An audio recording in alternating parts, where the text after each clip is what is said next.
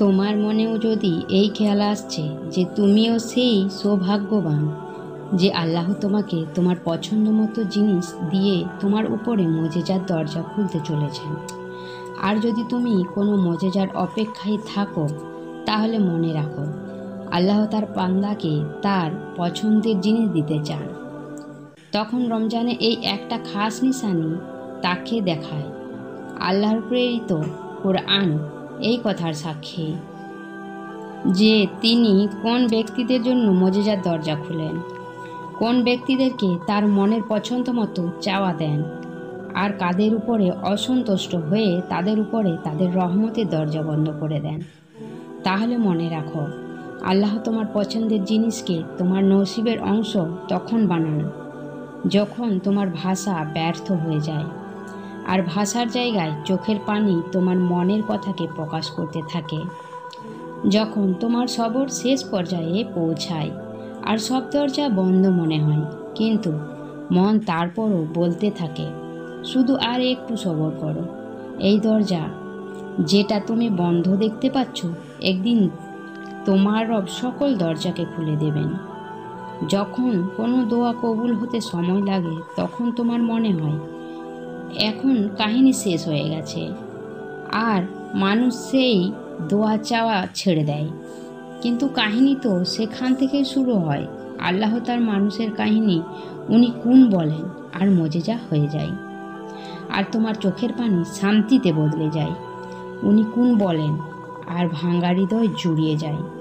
উনি কোন বলেন আর বন্ধ দরজা খুলে যায়, আর রাস্তা সহজ হয়ে যায়। উনি শুধু কোন বলেন আর সব কিছু বদলে যায়। মনে রাখো তকদির আর ভাগ্যর চেয়ে বেশি শক্তি দোয়ার মধ্যে আছে, আর সেটা হলো দুই জাহানের প্রতিটা জিনিস তোমাকে দিতে পারে।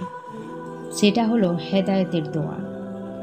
এই দোয়াতে এতটা শক্তি আছে যে আল্লাহ বলেন, যখন আমার বান্দা আমার কাছে হেদায়েতের দোয়া নিয়ে আসে তখন আমার তার প্রতি এমন ভালোবাসা আসে যে আমি তার পছন্দের দোয়াতে কোন বলে দিই, আর তার দুনিয়া এবং আখিরাতে দুটোতেই শান্তি দান করি। যদি তুমি আল্লাহর কাছে মনের পছন্দ মতো জিনিস পেতে চাও, তাহলে মনে রেখো মমিন বান্দারা তাদের রবের সাথে আত্মা থেকে সম্পর্ক রাখে, আর সেটাতে কোনো মুনাফিকি করে না, কোনো ধোঁকাবাজি করে না। আল্লাহর সম্পর্ক তাদের সাথে তেমনই হয়।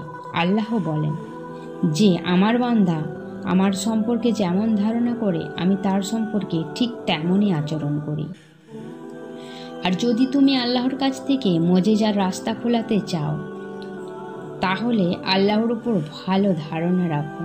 মনে রাখো তিনি নসিবের প্রতিটা লেখা বদলাতে পারেন, আর জীবনে প্রতিটা মুহূর্ত তোমার চাওয়ার মোতাবেক বানিয়ে দিতে পারেন। এক আল্লাহ আছেন যিনি চাইলে খুশি আর না চাইলে বেজার হন। আর যদি তুমি এটা ভাবছো যে আল্লাহ তোমার পছন্দের জিনিস তোমার ভাগ্যর অংশ কখন বানান আর তার কোন কখন বলেন, তাহলে মনে রাখো যখন তুমি আল্লাহর কাছে খাস অন্তরে চাও আর কারো হোক নষ্ট না করো, তখন আল্লাহ তোমার সাথে ভালোই করেন। তোমার অন্তর যদি পরিষ্কার হয় তাহলে আল্লাহ অবশ্যই তোমার সাথে থাকেন। উনি তোমার প্রতিটা কাজ সহজ করে দেন। এক হাদিসে এসেছে, নবী করিম সাল্লাল্লাহু আলাইহি সাল্লাম বলেছেন, যে মানুষ অন্যর উপরে দোয়া করে তোমার রব তাদের উপরে দোয়া করে। তুমি রহম করো তাদের উপরে যারা জমিনে আছে, খোদা তোমার উপরে রহম করবেন। আর আজ যদি তুমি কোনো জিনিস অফুরন্ত দোয়া জিকির সেজদার পরেও না পাও, তাহলে শোনো আল্লাহ বলেন, হে আমার বান্দা, যদি তুমি আমার ইচ্ছাতে রাজি হয়ে যাও, আল্লাহ যেটা আপনি আমাকে দিতে চান আমি সেটাতেই রাজি আছি, তখন তিনি বলেন আমি তোমাকে সেটাও দেব যা তুমি তোমার জন্য চাও। আল্লাহ কোরআনে বলেছেন যে আমাকে রাজি করিয়ে নেবে, আমি নিশ্চয়ই তাকে সব সমস্যা থেকে মুক্তি দেব এবং শান্তির জীবন দান করব। যদি আল্লাহ তোমার মনে কোনো জিনিস চাওয়ার খেয়াল দেয় আর সেটা পাওয়ার অস্থিরতা তোমাকে তাহাজ্জুদ পর্যন্ত নিয়ে এসেছে, তাহলে দেখে নিও তোমার দোয়াগুলো শুনে নেওয়া হয়েছে। তোমার দোয়াগুলো আরশে আজিমে পৌঁছে গেছে। তোমার ধৈর্যের ফল দেওয়া হবে, তোমার বিশ্বাসের মজেজা দেওয়া হবে। তুমি যেন জানতে পারো বিশ্বাসেই অন্তরে সফল হয়, আর তকদির আল্লাহর এক ইচ্ছাতে বদলে যায়। কেননা আল্লাহর ভালোবাসা এতটাই খাস হয় যে যদি মানুষ চাই নামাজে শুধু মাথা ঝুঁকিয়েও বসে থাকে, কিছু নাও বলে, তখনও সেই রব কিছু মুহূর্ত এমন শান্তি বান্দার মনে দেয় যে তখন মনে হয় সেই রব চিন্তিত। হৃদয়কে এটা বুঝিয়ে দিয়েছেন যে হে আমার বান্দা, হতাশ হও না, আমি আছি তো, আমি সব ঠিক করে দেব। শুধু তুমি আল্লাহর ওপর রাজি হয়ে যাও, যেন তিনি তোমাকে তোমার চাওয়ার থেকেও বেশি দিতে পারেন। আর যখন আল্লাহ তোমাকে তোমার পছন্দের জিনিস দিতে চান, তখন এই বিশেষ নিশানি প্রকাশ করেন। বাস্তবে জিনিসটা যতই অসম্ভব হোক না কেন, কিন্তু একটা কথা মনে রাখবে, অলৌকিকতা হয় সেই বিশেষ মানুষদের জন্য যাদের বিশেষ আমল আল্লাহর থেকে গুণ বলায়। যখন তুমি আল্লাহর উপর তাওয়াক্কুল করো, তখন আল্লাহ অসম্ভবকেও সম্ভব করে দেন। আর জেনে রাখো, যখন আল্লাহ কিছু করতে চান আর সাথে তুমি দোয়াও করো, তাহলে সেটা অবশ্যই হয়। তোমার দোয়ার এক বিশেষ নিশানি হলো তোমার দোয়া তোমাকে বদলানো শুরু করবে। কবুলিয়তের ইশারা হলো যখন কোনো কিছু করার মনস্থির করো আর কোনো জিনিসের ভয় না থাকে শুধু আল্লাহ ছাড়া, আর তোমার মঞ্জিলে পৌঁছাতে কখনো হাল ছাড়ো না।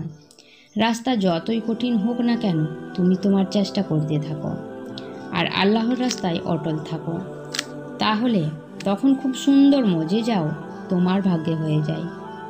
আল্লাহ কোরআনে তোমাকে এর জবাব দিয়েছেন যে আমি আমার বান্দাদেরকে সেটা দেব যা সে চেষ্টা করবে। মনে রাখবে, তোমার ভাগ্য লেখা থাকলে সেটা চলে আসবে, আর যদি নাও আসে তাহলে তোমাকে সেখানে নিয়ে যাওয়া হবে যেখান থেকে তুমি ভাবা বন্ধ করে দাও। সেখান থেকে আল্লাহর মজেজা শুরু হয়, আর যে জিনিস তোমার ধারণায় থাকে না সেটাই তোমার ভাগ্যে লেখা থাকে। আল্লাহ ভালোদের সাথে কখনো খারাপ করেন না। যারা ভালো তাদের পরীক্ষা একটু বেশি, কিন্তু তাদের ফলও অভাবনীয়। আল্লাহ মানুষকে মজেজার রাস্তা দেখান, সেটার কি ইশারা আছে।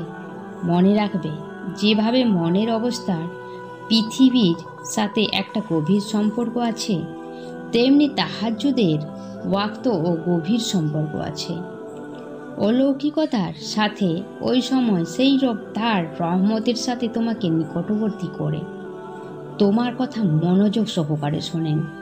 কেননা তাহাজ্জুদ তো দেয়ার জন্যই, তাহাজ্জুদ তো দেয়ারই দরজা।